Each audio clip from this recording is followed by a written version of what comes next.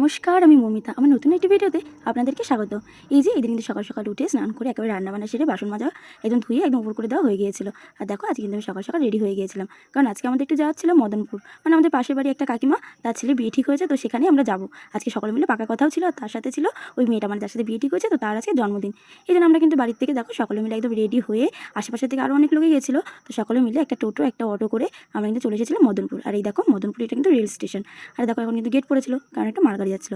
তো এই ফাঁকে আমরা আর একদম দেরি করিনি, আমরা সাথে সাথে নিয়ে নিয়েছিলাম একটা আইসক্রিম। আর সেই আইসক্রিমটা খেয়ে আমরা কিন্তু সকলে মিলে চলে গিয়েছিলাম সেই মানে যাদের বাড়িতে যাচ্ছিলাম আমরা, সেই বাড়িতে, মানে আমার এক কথা আমার ভাইয়ের বউ, আমার দাদার বউ যেটাই বলতে পারো। তো যাই হোক সেখানে চলে এসেছিলাম। আর দেখো আসার পর আমরা কিন্তু ওদের বাড়িতে চলে এসেছিলাম। আর এই দেখো ওদের জন্য একটা জিনিসও নিয়েছিলাম, যেহেতু বললাম আজকে জন্মদিন ছিল, এই জন্য ওর জন্য একটা শাড়ি নিয়ে এসেছিলাম আমরা। আর দেখো আসার সাথে সাথে কিন্তু আমাদেরকে খাবারে বসে দিল, মানে একটা করে কোল্ড ড্রিঙ্কস দিয়ে দিল প্রথমে, তারপর দেখো আমরা কিন্তু বসে পড়েছিলাম খেতে। তো পাতা গ্লাস সবই দিয়ে দিল, তারপর বোতল দিয়েছিল একটা করে। তো সমস্ত কিছু দেওয়ার পর আমরা কিন্তু খেতে বসে পড়েছিলাম। আর এখন দেখো খাওয়া শেষ করে ওর ঠাম্মার সাথে আমি একটু গল্প করছিলাম, কারণ ঠাম্মা বলছিল আমার বরকে নাকি উনি কোনো সিরিয়ালে দেখেছে, তো এইসব নিয়ে একটু গল্প করছিলাম। আমার বড় কোথায় দেখছো? হ্যাঁ, কোথায় দেখছো? সিরিয়ালে। কি সিরিয়ালে দেখেছো? এটা সিরিয়ালের নামটা ভুলে গেছি। ও রে, তোমার বড়ের সাথে তাহলে তোমার ভালোই মানাবে নাকি? মনে করো কি সিরিয়াল, মনে করো। না, ওই সিরিয়ালটার মধ্যে তো আছে, সিরিয়ালটার কথা মনে নেই। মনে করো। মনে করলেও হবে না, এমনি সব আর সব মনে আছে। তাই? তাও তুমি বুঝতে পারছো যে দুই শালিকের নায়কের মতন দেখতে, তাহলে ফাইনালে তোমার মনে পড়ে গেছে? মনে পড়েছে তাহলে যে দুই শালিকের নায়কের মতন?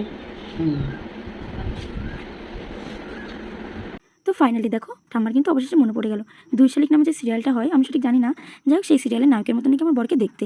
তো উনি সেটাই বারবার বলছিল যে আমি দুই শালিক সিরিয়ালটা দেখি, ওখানের যে নায়ক তার মতনই নাকি দেখতে আমার বরকে, ওনার সাথে নাকি খুব ভালো মানাবে। তো যাই হোক একটু গল্পগুজব করার পর আমরা কিন্তু খাওয়া দাওয়া হয়ে গেছে। আর এখন কিন্তু দেখো এখান থেকে বেরিয়ে যাচ্ছিলাম, টোটোটা যেহেতু আগে বেরিয়ে গিয়েছে ছেলেদেরকে নিয়ে, আর এখন আমরা মেয়েরা সব অটো করে বেরোচ্ছিলাম। আর দেখো দেখতে দেখতে কিন্তু আমরা চলে এসেছিলাম মদনপুর আবার রেল স্টেশনের কাছে। এই দেখো মদনপুর রেলগেট।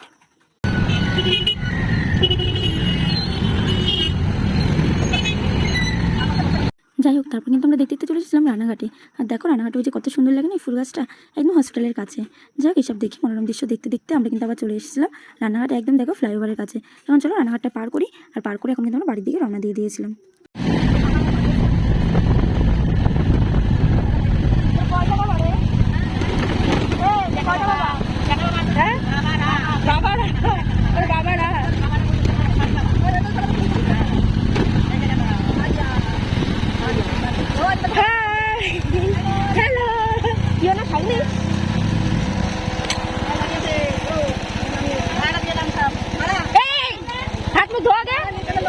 এই দেখো দেখতে দেখতে কিন্তু আমি বাড়িতে চলে এসেছিলাম, আর অটো কাকু কিন্তু আমাকে পুরো বাড়ি অব্দি একদম নামিয়ে দিয়ে গিয়েছিল।